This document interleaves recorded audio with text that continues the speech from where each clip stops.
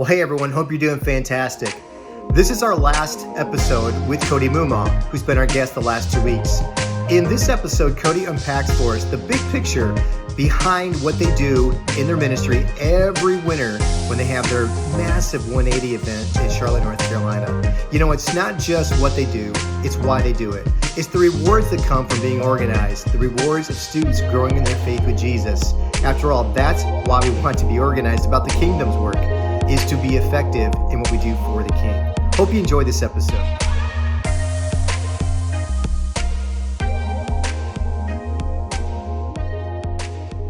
Stop right there at that one. You do a big blowout citywide event. Could you explain that to us and how that relates to you got to do well at your game of being administratively minded? Yeah, absolutely.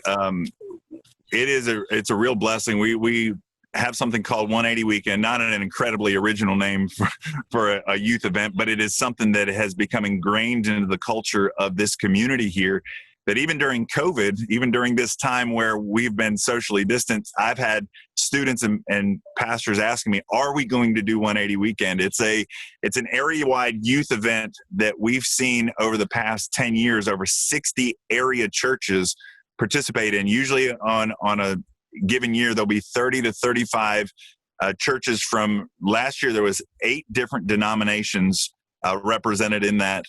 And we partner with those churches, and we bring in speakers, we bring in a band. It's so big that we have to hold it on 2 locations. But we write the small group material that goes along for the churches to either have host homes, which some groups do, like a Disciple Now weekend. Some of the churches will use the small group material in the weeks leading up to 180, and some will use it in the weeks following 180.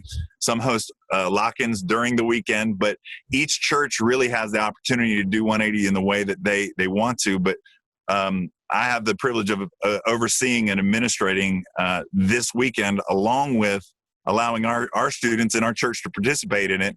But that's only possible if a ministry is well planned and well prepared for. We start planning and preparing and doing the administration for 180 Weekend a year prior to the event happening. So we have the event. It will be in February of 2021, and on March 1st, the team that puts it on, we meet together and start planning and preparing for the event the following year. And that's pretty much the way that we do our student ministry as well. We try and plan a year to 18 months in advance, recognizing that, you know, the coming 3 months is where all the flesh is going to be put on the plans. But we want to know where we're going on a year's basis, a 3-year, and really the scope and sequence of if a student comes in 6th grade, what is it that our student ministry is going to teach them during that 7-year period. And the reality is that was true of ministry for me when I was a volunteer youth pastor, all the way to where I'm very thankful that I get to be in ministry on a full-time salary right now. But I've seen the scope, and ministry is valuable no matter how it's done, for sure. Wow. So to wrap this up in some basic takeaways, how could you encourage our listeners? Be coached. Realize that if administration and being professional is not something that it comes naturally, it is one of the greatest gifts that you'll give to your church, to the parents of your students, and ultimately to the students. Being a professional in ministry is not taking anything away from having a heart to sit down with kids or play video games, do all of that. It really is valuing the ministry that God has given you, the resources, the money, the tools, all those things. It's valuing those things at the highest level.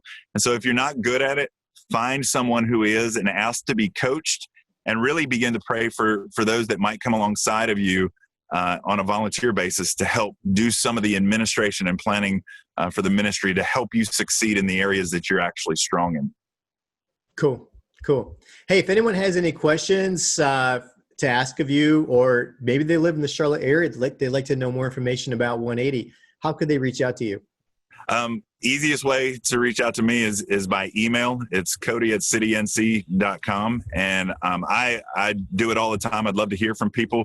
Honestly, resources and tools like Next Gen Matters is a big deal. And I know that Rich would be glad to get you in contact with me if somehow you lose that email. But man, I tell you, as much as reaching out to me, I'm sitting and reading your email today. And it's an encouragement to me. And so continue to connect with resources and tools like Next Gen Matters and read books. And then, yeah, sure. Email, call me. We'll do a Zoom call or Facebook Live or whatever you have, we'll do it. Choose your platform. That's right. Yes. I'm good with it for the most part. And I usually don't say this in the features, but just to let all of our viewers know, we do have provided a free weekly resource called NGM Focus. It's up on our YouTube site, YouTube channel, as we all say, or everybody says this, click and subscribe, then follow and get the notification. Well, yeah, for real. I think you got to point down, click and subscribe. I got to point down. Down here. Yep.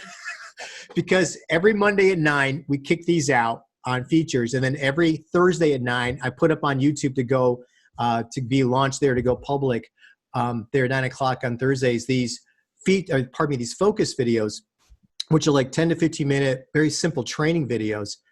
But also if you subscribe to that by going onto the website and actually clicking in and subscribing, you get the weekly newsletter that Cody was saying, and there's a link right there that drives you right to it. So cool, man. God bless you. Thanks for your time, Cody. Absolutely. This is awesome. Thank you. Okay. Like I always say every time we sign off, what you do matters because students matter, because the gospel matters. That's right. Have an incredibly awesome week.